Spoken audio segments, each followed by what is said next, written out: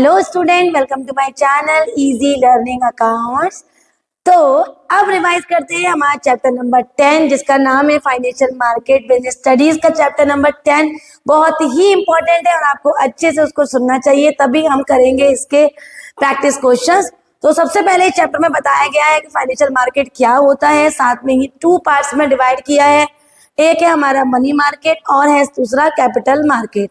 Money market के instruments हमने सीखे सारे, call money, commercial bill, commercial paper, treasury bill और सर्टिफिकेट ऑफ डिपॉजिट्स। उसके बाद हमें कैपिटल मार्केट बताया है जिसका अपना फिक्स ज्योग्राफिकल एरिया होता है, लेकिन बच्चों उसको 2 पार्ट में डिवाइड किया गया है, प्राइमरी मार्केट और सेकेंडरी मार्केट। प्राइमरी मार्केट के मेथड्स ऑफ रोटेशन बहुत इंपॉर्टेंट है, एग्जाम में आपको बहुत ज्यादा दिखने वाले हैं। उसके साथ साथ जो हमारा दूसरा है सेकेंडरी मार्केट, उसमें उसका अगर डिटेल या सिंपल कॉन्सेप्ट की बात करें तो स्टॉक एक्सचेंज इसका दूसरा नाम बताया गया है। स्टॉक एक्सचेंज के फंक्शंस क्या हैं सारे के सारे पढ़ लेना। उसके बाद हमें बताया है कि भाई हमारा ट्रेडिंग प्रोसीजर क्या है, पूरे ट्रेडिंग प्रोसीजर को, चाहे वो ब्रोकर को हायर करने से लेकर डीमैट अकाउंट के बाद ऑर्डर प्लेस करना, उसके बाद सारी लिस्ट को देखना, बेस्ट प्राइस सिलेक्ट करना, एग्जीक्यूट करना ऑर्डर, साथ में ही एग्जीक्यूट करने के बाद कॉन्ट्रैक्ट नोट इशू आपको मिल जाएगा। और उसके बाद के भी T+2 डे सेटलमेंट साइकिल पूरा पढ़ने के बाद हमारा जो कॉन्सेप्ट है वो सेबी पर आ गया है। सेबी की फुल फॉर्म सेबी 88 में, लीगल प्रोविजन 92 में आया और उसके 3 फंक्शंस हैं, प्रोटेक्टिव, रेगुलेटरी और डेवलपमेंट। तीनों के बारे में एनसीईआरटी का डिटेल जरूर पढ़ना बच्चों, क्योंकि लाइन दी होगी और आपसे पूछा जाएगा कि यहाँ पर कौन से फंक्शन की बात हो रही है। ये तो एक शॉर्ट रिवीजन था, लेकिन बच्चे को अगर पूरा कंप्लीट रिवीजन चाहिए तो आपको सिंपल सा काम करना है, मेरे चैनल पे जाना है, इजी लर्निंग अकाउंट, वीडियोस को ओपन करना है और वीडियो को ओपन करने के बाद आपको क्या देखने को मिलेगा, वो है फाइनेंशियल मार्केट का पूरा एनसीईआरटी वन शॉट। आप उसका एनसीईआरटी ओपन करिए और पूरा फाइनेंशियल मार्केट को झट फटाफट रिवाइज करते चले जाइए एनसीईआरटी की लाइन बाय लाइन। तो अब चलते हैं इसके प्रीवियस ईयर क्वेश्चंस करने के लिए और देख लेते हैं कि इसके कौन कौन से किस टाइप के क्वेश्चंस हमें एग्जाम में नजर आ रहे हैं। Dash is the link between the सेवर्स and the investors. ये कौन है इसमें जो एक लिंक क्रिएट करता है सेवर्स और इन्वेस्टर्स के बीच में? तो वो है हमारा पहला है फाइनेंशियल मार्केट, दूसरा है प्राइमरी मार्केट, तीसरा है हमारा कैपिटल मार्केट और चौथा है नन ऑफ दीज। तो इनमें कौन सा है जो लिंक क्रिएट करता है? तो आंसर होगा फाइनेंशियल मार्केट। ये एक लिंक है between सेवर्स and investor. That is the market for short term fund means for the use of period of 1 year. तो इसका आंसर होगा मनी मार्केट, और अगर मोर देन 1 ईयर होता तो आंसर हो जाता capital market. A company can raise capital through primary market in the form of equity, debenture, preference या फिर ऑल ऑफ दिस। तो यहाँ पर हमारा आंसर हो जाएगा all of this. Equity, preference या डिबेंचर्स, किसी भी बेस से कंपनी अपने शेयर्स को या अपने कंपनी के कैपिटल को रेज कर सकती है।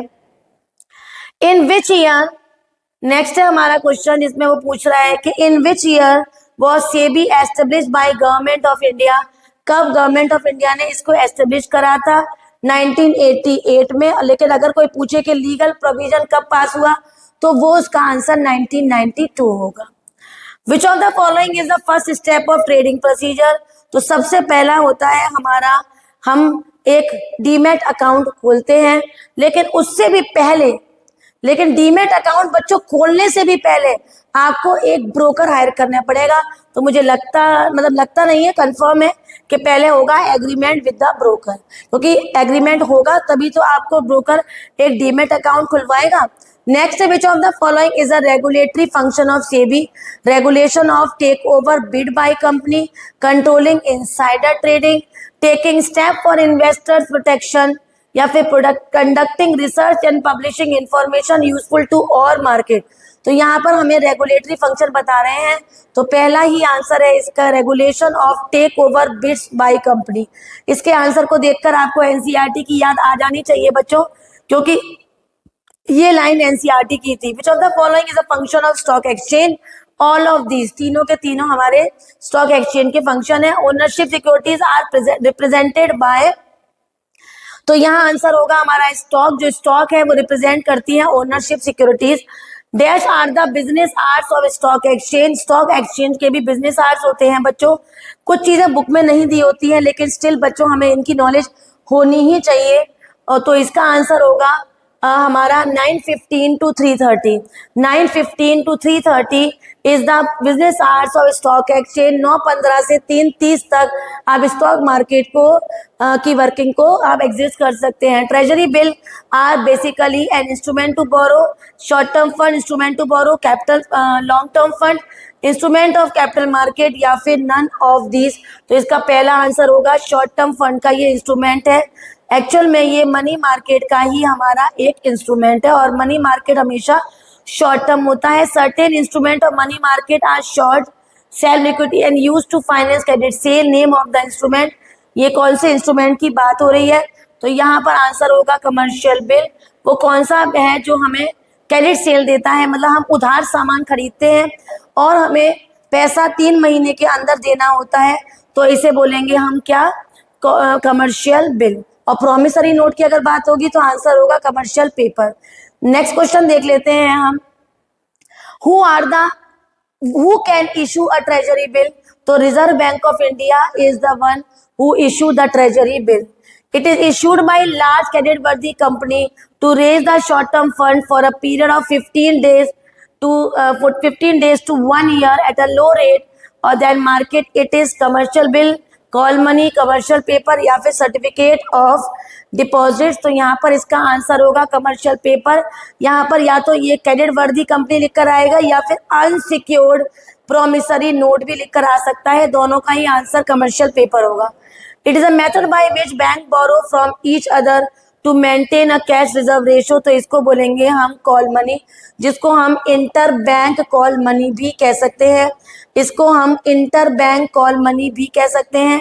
CDSL की फुल फॉर्म पूछ रहे हैं, तो इसमें हमारी जो करेक्ट फुल फॉर्म है वो है central depository services limited. Central depository services limited. Identify the function performed by SEBI. Insider trading की जब बात हो तो बच्चों प्रोटेक्शन फंक्शन या प्रोटेक्टिव फंक्शन आंसर होता है। तो ज्यादा टाइम नहीं लगता है ऐसे क्वेश्चन में, हमने देखा नहीं कि आंसर उनका हमारे पास आया नहीं। Market with existing securities are bought and sold are called.